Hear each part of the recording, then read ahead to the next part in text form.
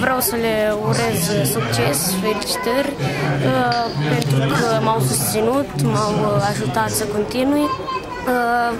Vreau să le urez tuturor viitorilor cântăreți de folk succes în cariera lor și Spune-mi câteva cuvinte despre tine. Câți ani ai?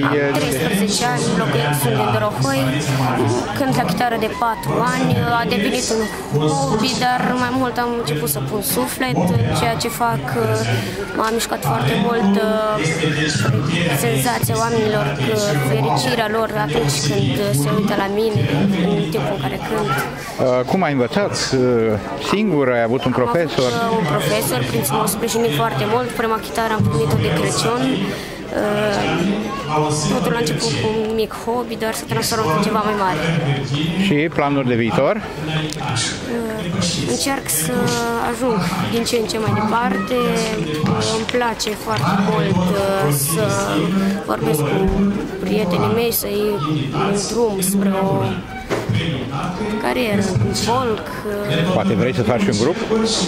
Cine știe? Sau cine știe? Planuri? Și alte planuri? Compui? Da, compun foarte multe piese, am deja în repertoriu, poate chiar 5. Câte piese? 5. 5. Felicitări și la mai multe. Da. Și acum să vedem alt festival mai mare. Mult succes! Mulțumesc.